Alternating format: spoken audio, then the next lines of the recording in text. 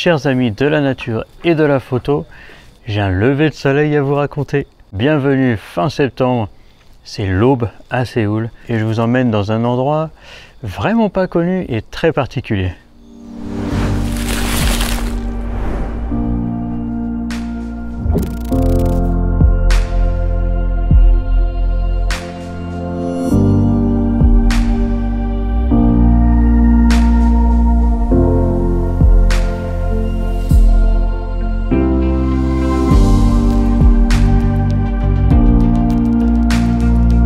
Ce matin, il ne devait pas y avoir de lever de soleil particulièrement intéressant. Ça devait être tout à fait clair, sans nuages, sans rien.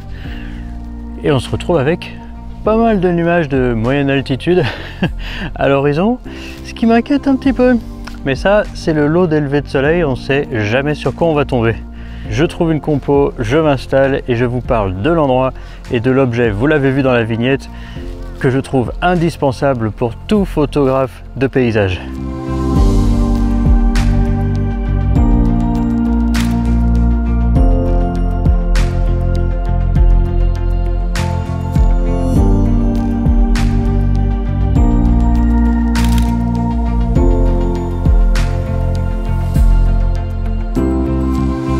Ici, on se trouve sur la tombe d'un grand monsieur du siècle, haut fonctionnaire qui s'appelait Lee Jong-young. Il n'était pas connu que pour ses talents de haut fonctionnariat, bien qu'il ait beaucoup voyagé en dehors même de la Corée. Il est surtout connu pour ses talents de calligraphie. Personnellement, je ne connais pas bien la calligraphie, ni même cette partie-là de l'histoire de la Corée du Sud, mais je sais que ce grand tombeau ici à flanc de colline ne contient pas que lui et sa femme, il contient toutes les tombes du clan Yi de Jeonju. Ça, c'est chouette pour les historiens, pour les photographes. Vous vous êtes rendu compte que j'ai un peu foiré mon coup parce qu'aujourd'hui je voulais prendre les magnifiques pins rouges qui sont justement le long de ce tombeau. La belle lumière dramatique de côté que je voulais avoir sur les pins rouges et donc pour les rendre encore plus rouges, eh bien elle n'aura pas lieu.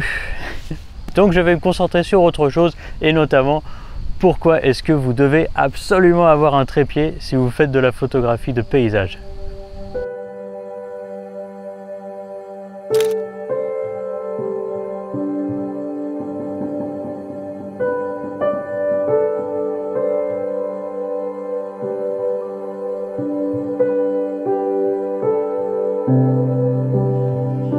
C'était pas prévu, mais le lever de soleil semble assez intéressant, donc je vais prendre quelques photos de ça vite fait. Regardez, peut-être vous allez voir la lumière du soleil qui passe à travers un nuage et m'éclaire la moitié du visage. Et après je m'installe pour vous parler de mon trépied.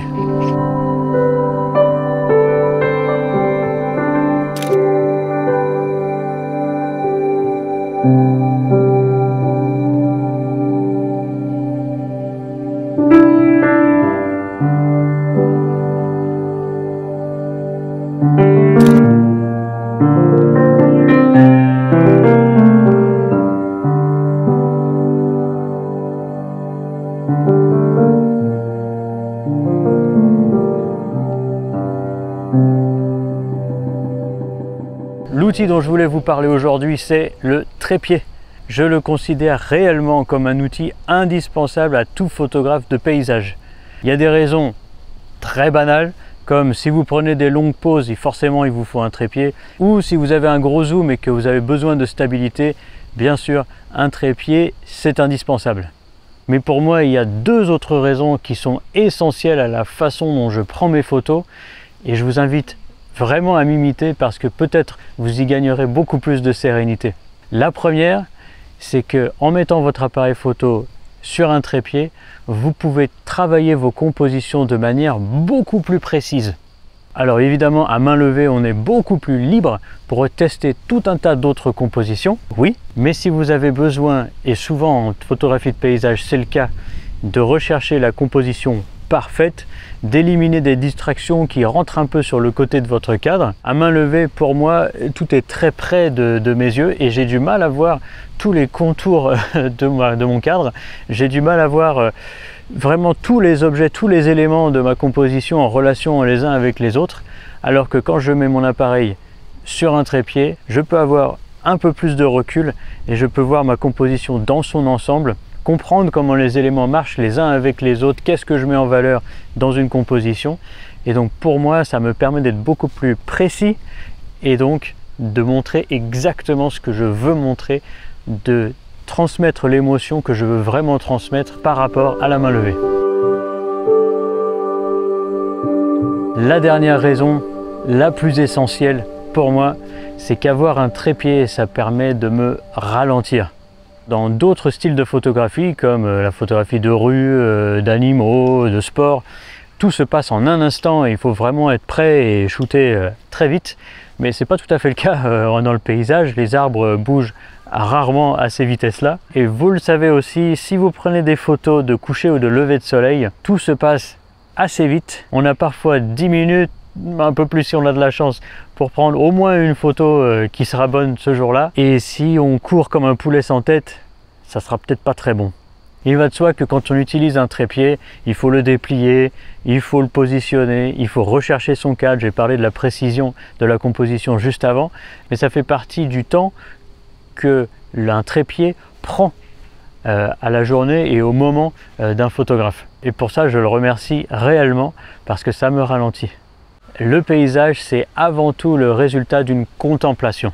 Si vous prenez des photos de paysage mais que vous ne prenez pas le temps de ressentir le paysage, de laisser le paysage infuser dans votre regard, dans votre cœur et dans votre esprit, oui, vous pouvez toujours prendre des photos, mais je pense qu'elles ne seront pas très personnelles.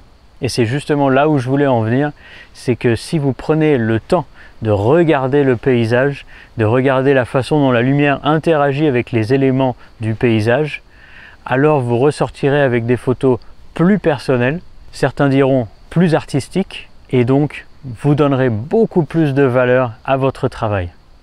C'est évidemment ce vers quoi tendent tous les photographes.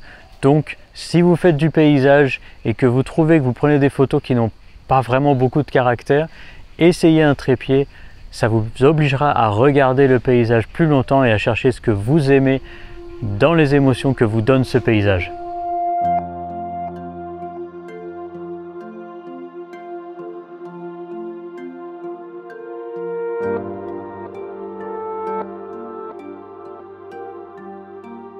Vous le voyez, le soleil est sorti des nuages. C'est malheureusement pas la lumière rouge, chaude et orange du lever de soleil. On est beaucoup plus tard, genre 1h15 plus tard. Mais j'ai trouvé une compo que je trouve plutôt intéressante, qui est assez loin de ce que je fais d'habitude, mais pas trop quand même. Je vais vous expliquer la compo.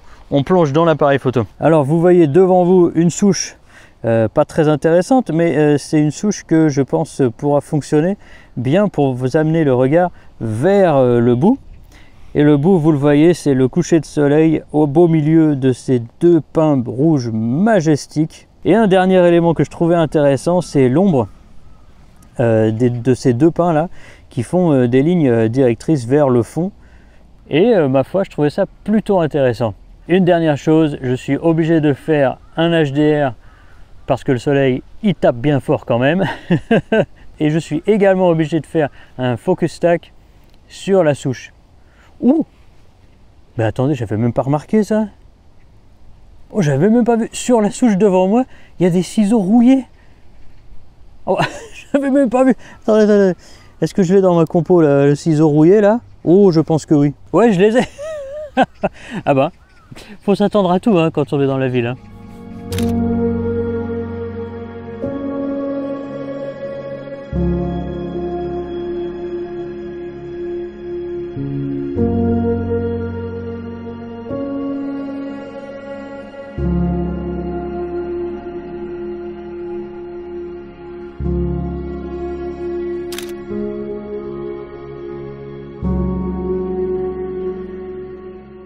On arrive à la fin de la vidéo, j'espère que vous avez apprécié découvrir ce petit coin particulier de la ville de Séoul.